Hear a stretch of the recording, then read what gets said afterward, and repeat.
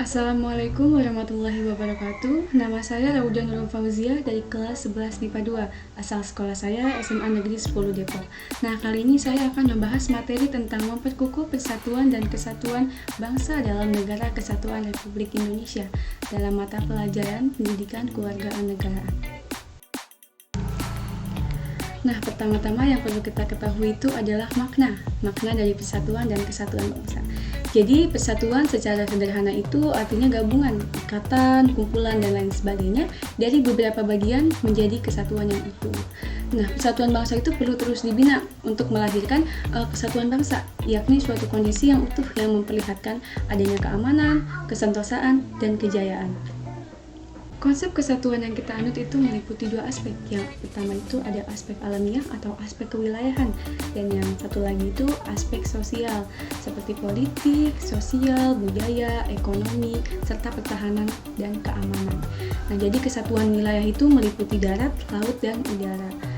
Kebulatan ini sesuai dengan politik kewilayahan yang kita anut, yaitu wawasan Nusantara.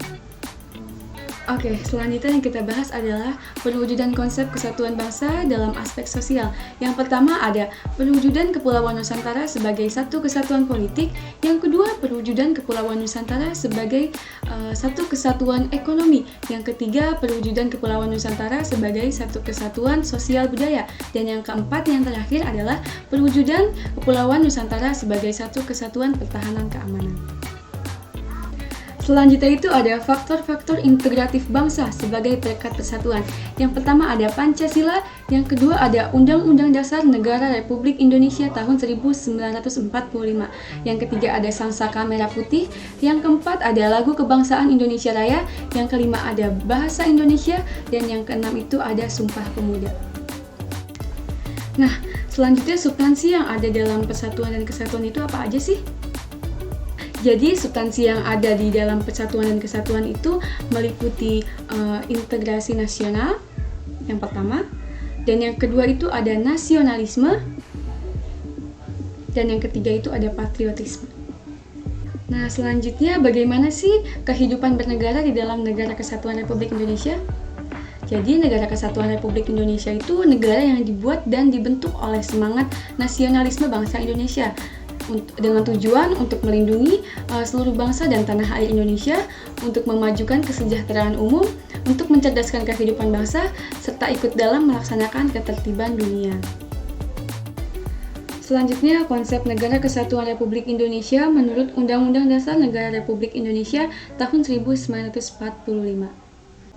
Pasal 1 ayat 1 Undang-Undang Dasar Negara Republik Indonesia tahun 1945 merupakan naskah asli mengandung prinsip bahwa negara Indonesia ialah negara kesatuan yang berbentuk republik. Pasal yang dirumuskan oleh PPKI tersebut merupakan tekad bangsa Indonesia yang menjadi Sumpah Anak Bangsa pada tahun 1928 yang dikenal dengan Sumpah Pemuda, yaitu satu tanah air, satu bangsa, satu bahasa, yaitu Indonesia. Berikutnya ada faktor pendorong persatuan dan kesatuan Indonesia. Yang pertama itu ada rasa nasionalisme, yang kedua itu ada rasa toleransi yang tinggi, yang ketiga kesadaran dalam hidup bermasyarakat, yang keempat rela berkorban untuk bangsa dan negara, yang kelima adanya rasa senasib dan sepenanggungan, dan yang keenam itu penggunaan bahasa Indonesia.